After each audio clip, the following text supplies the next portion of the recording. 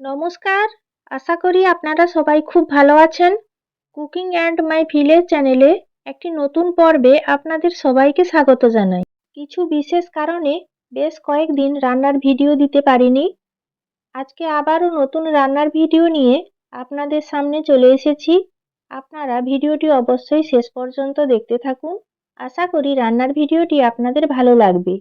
আর আজকে আমি নিরামিষ রান্না করব। আপনারা ভিডিওটি অবশ্যই শেষ পর্যন্ত দেখতে থাকুন।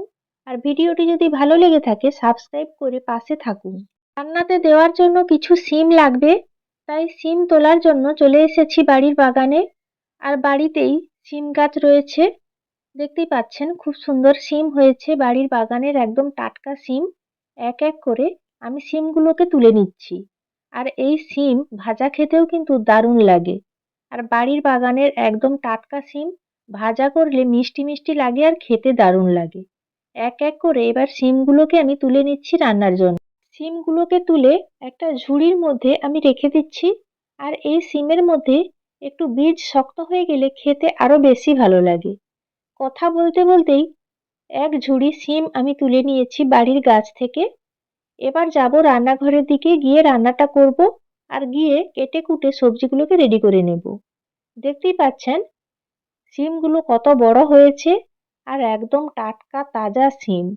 শিমগুলো তোলা হয়ে গেছে, এবার চলুন যাই রান্নাঘরের দিকে। কিছু সময় পর সবজিগুলোকে কাটাকুটি করে নিয়ে চলে এসেছি রান্নাঘরে। আর শিমগুলোকে এইভাবে আমি 3 খণ্ড করে কেটে ভালো করে ধুয়ে পরিষ্কার করে নিয়েছি। শিম, আলু, বেগুন আর বড়ি দিয়ে আজকে নিরামিষ রান্না করব। আর কেটে নিয়েছি আলু। আলুগুলোকেও একটু সরু করে লম্বা করে কেটে নিয়েছি। আর একইভাবে বেগুনগুলোকেও শিমের মতো লম্বা করে কেটে বেগুন, আলু সবকিছু বেশ ভালো করে ধুয়ে পরিষ্কার করে নিয়েছি। দেখতেই পাচ্ছেন আপনারা। আর নিয়েছি রান্নার জন্য বড়ি। এই বড়িগুলো আমাদের বাড়িতে এই শীতকালে তৈরি করা হয়েছে। এই বড়িগুলোকে আমরা চাল কুমড়ো দিয়ে তৈরি করি। এই বড়িগুলো ভেজে রান্নাতে ব্যবহার করব। রান্নার জন্য সবজি আর বড়ি আলাদাভাবে ভেজে নেব। প্রথমে আমি বড়ি ভাজবো। আর বড়ি ভাজার জন্য কড়াইতে দিয়ে দিয়েছি সর্ষের তেল। তেল ভালোভাবে গরম করে নিয়েছি। তেল গরম হয়ে যাওয়ার পর আঁচ কমিয়ে দিয়েছি। এই পর্যায়ে বড়িগুলো তেলের মধ্যে দিয়ে নেড়ে চেড়ে লাল করে ভেজে নেব। আর বড়ি ভাজার সময় আপনারা এইভাবেই ভাজবেন। বেশি আঁচ বাড়িয়ে রাখলে বড়িগুলো পুড়ে যাওয়ার সম্ভাবনা থাকে। দেখতেই পাচ্ছেন নেড়ে চেড়ে বড়িগুলোকে লাল করে ভেজে নিয়েছি। এবার বড়িগুলোকে তেল ঝারিয়ে তুলে নিচ্ছি। এই পর্যায়ে বড়ি ভাজা তেলের মধ্যেই দিয়ে দিচ্ছি কেটে রাখা আলু। আলুগুলোকেও আমি নাড়াচাড়া করে হালকা ভেজে নেব। আলুর মধ্যে দিয়ে দিচ্ছি পরিমাণ মতো অল্প কিছুটা লবণ। আর দিয়ে দিচ্ছি অল্প কিছুটা হলুদের গুঁড়ো। তাহলে আলু ভাজার সময় কালারটাও ভালো হবে আর ভেতরে লবণও প্রবেশ করবে। নাড়াচাড়া করে লবণ আর হলুদ গুঁড়ো আলুর সঙ্গে বেশ ভালো করে মিশিয়ে নিচ্ছি। আর এইভাবে কিছু সময় ধরে নাড়াচাড়া করে আলুগুলোকে হালকা ভেজে নেব।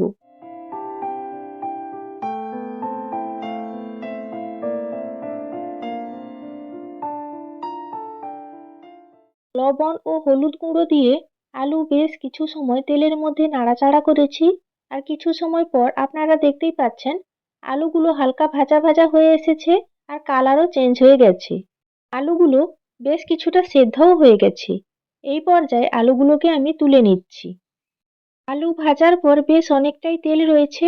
ওই একই তেলের মধ্যেই কেটে রাখা বেগুনগুলো দিয়ে আমি ভেজে নেব। বেগুন কাটার পর আপনারা জলের মধ্যে রাখবেন, না হলে বেগুনগুলো কালো পড়ে যাবে। দেখতেই পাচ্ছেন বেগুনগুলো হালকা কালো ভাব চলে এসেছে। এই পর্যায়ে বেগুনের মধ্যে দিয়ে দিচ্ছি লবণ আর হলুদের গুঁড়ো। লবণ আর হলুদের গুঁড়ো দিয়ে নাড়াচাড়া করে ভালোভাবে মিশিয়ে নিচ্ছি আর বেগুনগুলোকে ভেজে নিচ্ছি।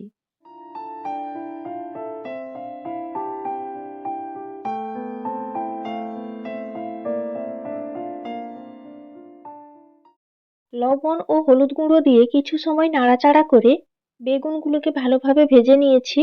বেগুনগুলো হালকা করে ভাজলে আবার সেদ্ধ হবে না, শক্ত হয়ে থেকে যায়। তাই বেগুনগুলোকে একদম পুরোপুরি ভেজে নিয়েছি আর খুব ভালোভাবে সেদ্ধও হয়ে গেছে। এই পর্যায়ে তুলে নিচ্ছি। শিম ভাজার জন্য কড়াইতে আবারও দিয়ে দিয়েছি সর্ষের তেল। তেল ভালোভাবে গরম করে নিয়েছি। এবার কেটে ধুয়ে রাখা শিমগুলোকে তেলের মধ্যে দিয়ে দিচ্ছি। আলু ও বেগুনের মতো একইভাবে শিমগুলোকেও আমি ভেজে নেব। শিমের মধ্যে দিয়ে দিচ্ছি অল্প একটু হলুদের গুঁড়ো, আর একইভাবে দিয়ে দিচ্ছি অল্প একটু লবণ পরিমাণ মতো।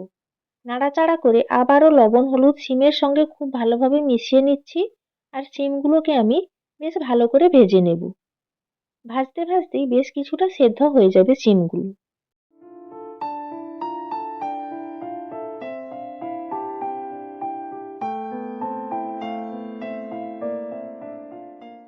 আপনারা দেখতেই পাচ্ছেন বেশ কিছু সময় নাড়াচাড়া করার পর শিমগুলো প্রায় ভাজা হয়ে এসেছে, আর অনেকটাই সেদ্ধও হয়ে গেছে। আবারও ২-৪ বার নাড়াচাড়া করে দিচ্ছি। শিমগুলো ভাজা হয়ে গেছে, এই পর্যায়ে আমি তুলে নিচ্ছি। শিম ভাজার পর কিছুটা তেল রয়েছে, আবারও ওই তেলের মধ্যেই রান্নার জন্য দিয়ে দিলাম পরিমাণ মতো সর্ষের তেল। তেল ভালোভাবে গরম করে নিয়েছি।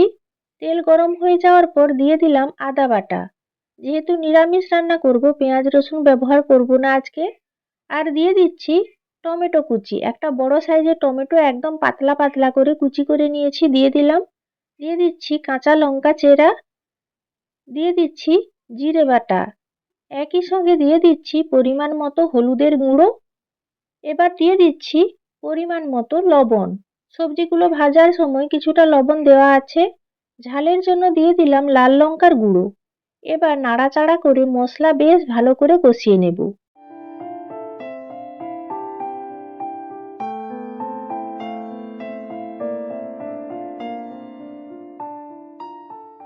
কিছু সময় নাড়াচাড়া করে কষানোর পর আপনারা দেখতেই পাচ্ছেন টমেটো মোটামুটি কিছুটা গলে গেছে। এই পর্যায়ে মশলা যাতে পুড়ে না যায়, তাই অল্প একটু জল দিয়ে দিচ্ছি। জল দিয়ে আবারও মশলা ভালো করে কষাতে থাকবো, যত সময় পর্যন্ত না এই জল শুকাবে আর মশলা থেকে তেল ছাড়বে, তত সময় পর্যন্ত মশলা ভালো করে কষাতে থাকবো।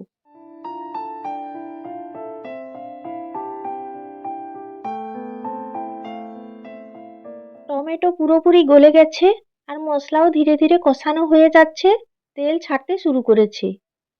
এই পর্যায়ে মশলা পুরোপুরি কষানো হয়ে গেছে, আর মশলা থেকে খুব ভালোভাবে তেল ছেড়ে গেছে। দেখতেই পাচ্ছেন আপনারা, মশলাটা কষানোর পর খুব সুন্দর একটা কালার এসছে, আর দারুণ একটা গন্ধ বেরিয়েছে, যে গন্ধটা আমি পাচ্ছি কিন্তু আপনারা পাচ্ছেন না। এই পর্যায়ে ভেজে রাখা আলু বেগুন আর শিম মশলার মধ্যে দিয়ে দিলাম, আর মশলার সঙ্গে ২-৪ বার নাড়াচাড়া করে সবজিগুলোকে একটু কষিয়ে নিচ্ছি। তাহলে মশলার যে স্বাদ, সেই স্বাদটা সবজির মধ্যেও পাওয়া যাবে। এইভাবে নিরামিষভাবে আপনারা শিমের তরকারি বাড়িতে রান্না করে খেয়ে দেখবেন, আমিষ রান্নাকেও হার মানাবে।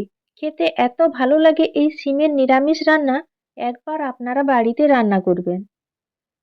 সবজিগুলোকে মশলার সঙ্গে ভালোভাবে কষিয়ে নিয়েছি। এই পর্যায়ে দিয়ে দিচ্ছি পরিমাণ মতো জল। আর ভাজার সময় সবজিগুলো প্রায় সেদ্ধ হয়ে আছে কিছুটা, তাই অল্প পরিমাণেই জল দিলাম। আর ঝোলও বেশি থাকবে না, মাখো মাখো হবে রান্নাটা, তাই পরিমাণ মতো অল্প পরিমাণেই জল দিলাম। জল দেওয়ার পর সবজিগুলোকে নাড়াচাড়া করে ঝোলের মধ্যে ডুবিয়ে দিলাম। আর আপনারা দেখতেই পাচ্ছেন তরকারি খুব ভালোভাবে ফুটতে শুরু করেছে। এই পর্যায়ে আগে থেকে ভেজে রাখা চাল কুমড়োর বড়িগুলো আমি তরকারির মধ্যে দিয়ে দেব। তাহলে বড়িগুলো খুব ভালোভাবে সেদ্ধ হয়ে যাবে।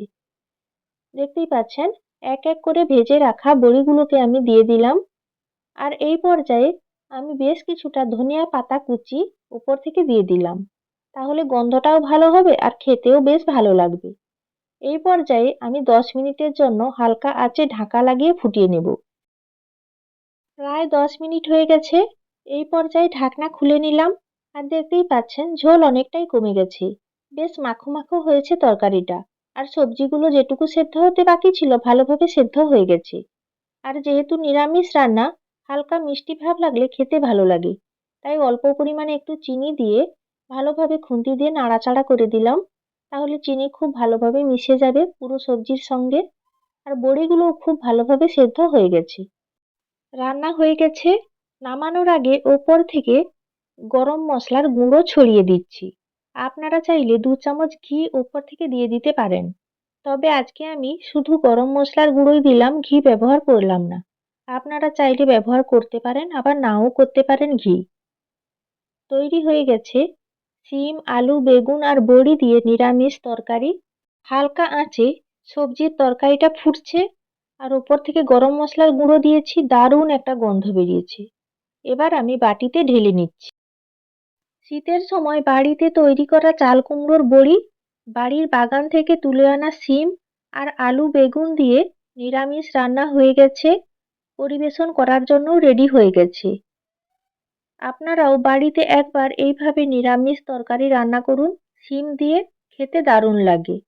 রুটির সঙ্গেও এই তরকারি খেতে খুব ভালো লাগে, আবার গরম ভাতের সঙ্গে এই গরম গরম তরকারি থাকলে আর কিচ্ছু লাগবে না।